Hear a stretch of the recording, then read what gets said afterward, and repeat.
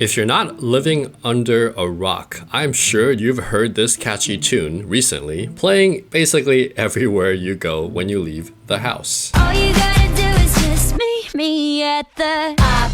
This is the closest thing we have to a breakout song in 2025. Back in the 90s, when the distribution channels were more tightly controlled on radio stations, you would hear the same songs over and over again. This is what's happening right now with APT by Rosé and Bruno Mars. In this video, we're going to explore why Rosé is outperforming Jennie in their solo careers. And if you don't know, Rosé and Jennie are from the supergroup Blackpink that exploded onto the global cultural zeitgeist in 2016. That pretty much started the second wave of the K-pop movement into Western and I would argue global culture. Now, I'm not a song expert or music commentator, so I can't decipher the difference between their musical talent and their performance talent. In this video, I'm purely going to look at their performance in terms of their social skills. Now, they're both loved by fans, and they're both adorable in their own way. They're in love.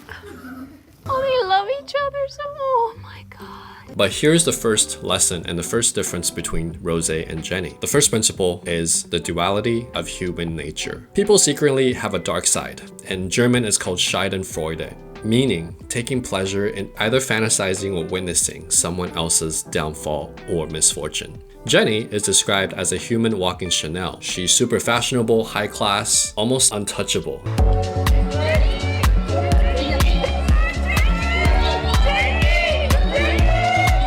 When you have millions of fans, inevitably there's going to be some fans who want to see you fail. We want to see the elite walking human Chanel fall into the gutter, get dirty, look bad, so they can remind us that they're not so high above in the sky that are better than us. So I would argue that Jennie has a more upscale, untouchable, out of touch with reality appearance and vibe, whereas Rosé is a lot more down to earth. So I threw myself in, and I remember telling my co-writers and producers, I was like, I am so anxious. And they're like, why are you so anxious? And they have guided me through this process so much, and I'm so grateful. I think this proves to myself, no one else, just to myself, that I might be able to work at this. She's unsure of herself, she admits her doubts, and she's a bit shy. Unlike Jennie, who's used to being elegant and above it all. Jennie grew up in a rich household, so her behavior patterns are going to reflect that. Rosé talks like she's in the trenches with the rest of us normies. Because of this, we want to see the shy and humble Rosé underdog win. How can you apply this principle of the duality of human nature to your own life? One way to do this is to relate to a universal human emotion. So for example, if you're doing better in your relationship life, or if you're doing better financially, when you talk to your friends, instead of saying how cool everything is, you could say, you know, it took me a really long time to get here, and I remember like the first 3 years I was living with my parents, broke, trying to start a business. And you want to be able to get people to understand the struggles that you had on that journey, so that when you do talk about your successes, they've understood that you were just like them before, and the transformation that you made is possible for them too. This reduces the chance of hate and jealousy to fester in other people. Principle 2 is a gradual disclosure with authenticity. Both Jennie and Rosé are really good at doing interviews. A few months led to like 2 months led to 3 months, 4, 5, and then in the middle of it, I found a label, and I made sure I made decisions the way I felt like it was right, and then here I am today. In this interview, one user comments, "It's crazy how we've learned so much about Rosé in the past 3 months than we ever did in the 8 years she was with Blackpink. She's my favorite female K-pop artist now. Cats are loved by many, but the dog is man's best friend." Jennie also shows vulnerability at times. I am a very shy person. Even when I'm around my friends, I'm likely to be the quiet one. But I am very different from what you see on stage. And by doing cold plunge, it taught me how to embrace tension and help me push through challenges. However, she does this in addition to appearances like this, where, Vogue goes to her penthouse hotel room to tour the whole place. And this creates this I'm better than you vibe. Rosé, by contrast, made a song about a drinking game she plays with her friends in her apartment. It is an album full of my most honest stories I play when I drink with friends in Korea. The album is about her honest, real-life stories, whereas Jennie's album is about this fantasy that she's painting. Now, both strategies work, but when you have millions of fans and haters inevitably pop up, it's easier to hate the person that you think is better than you. When I looked into this more, I realized that all the girls from Blackpink really support each other. I think Blackpink, all 4 of us, like the one thing that hopefully differentiates us as a whole group to others, or maybe not even differentiates, but like is so strong about Blackpink, is the fact that each one of us, we want such big things for ourselves and we like work so hard every day. Blackpink is like really hardworking. Jennie cares about people, but not at the expense of her own mental health. She doesn't hide who she's dating. She puts her well-being first. She admits that she has health issues. I don't think people realize like how nervous I am inside, and like I'm actually literally shaking inside, but yeah, try to keep it cool. Rosé is just shy, and people feel like they are starting to see who she is, and this creates this excitement, of this underdog coming into her own. Instead of this fantasy of being among the stars in the sky, she's bringing you closer down to earth. Now, how do you apply this to your own life? How do you gradually disclose with authenticity? For example, maybe you were in the military, and a lot of people who have no military experience can't relate to that.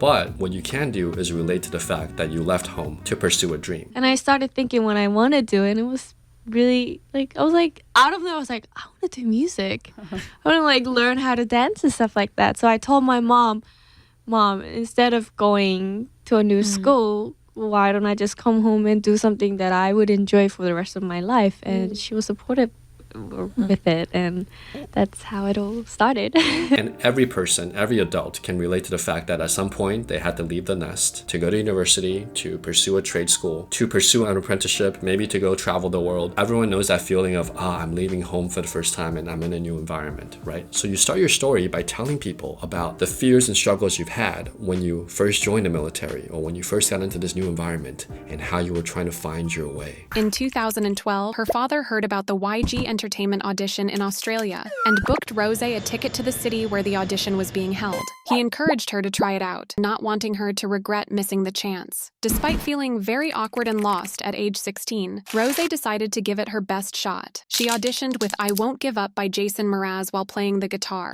viewing it as a precious experience without expecting to pass. The emotion of growing up and leaving home and the emotion of charting your own path. Link to that emotion of adventure and fear and tell your story. Be humble and talk about your fears as well as your successes. Talk about your struggles optimistically when you're hustling so that people can understand your success. And when they understand your success, it's harder for them to hate on you. Why are both Rosé and Jennie so loved?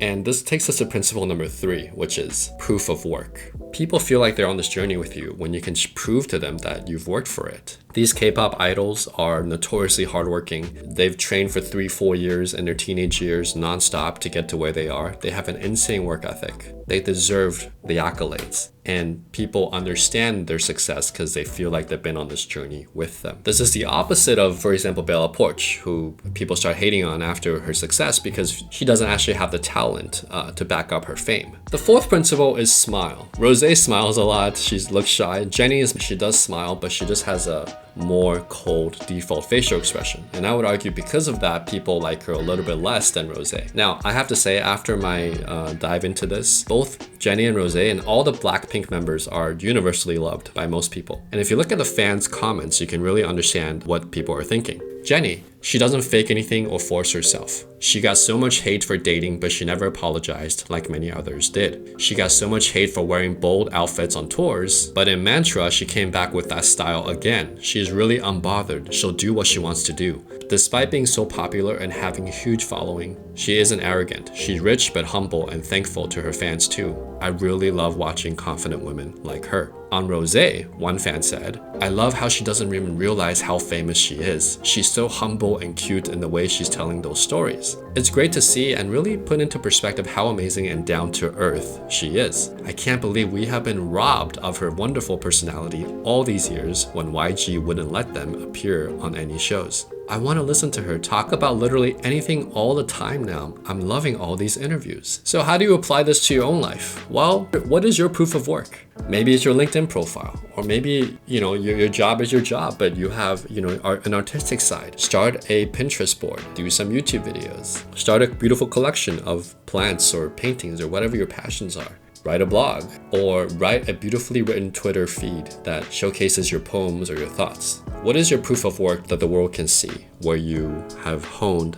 a skill set? How do you share your success in a relatable way by also sharing all the vulnerabilities, fears, and negative emotions you've had along the way in order to get to your success? I started this video thinking that Rosé was more popular and more successful than Jennie because she was more relatable and down to earth. But after my research, apparently Jisoo, the one who doesn't speak English, is making the most money. So this is one of those videos where my initial hypothesis did not work out as I expected. What I learned also in the last lesson I'll share with you is train yourself to be happy for other people's success. When you see success, see it as evidence that you can achieve it too. It will help you build neural pathways in your brain to scan for factors of success and associate it with positive emotions and positive dopamine hits. Now, this is not normal. Our brains are trained for Schadenfreude, to take pleasure in other people's downfall. But if you train your brain to be happy for other people's success, especially when it's well-deserved, you're gonna train your brain to spot opportunities in your own life for success more and to not focus so much on other people's downfalls. Look, our brains evolved in a world where resources were scarce, we had to fight for our survival. But today we live in a world full of abundance. Technology makes everything leverageable. So train your mind for success, leverage the vulnerability and the proof of work of how you got to your success or are getting to your success with emotions that everyone can relate to reduce the number of haters and live your life the best you can. Enjoy.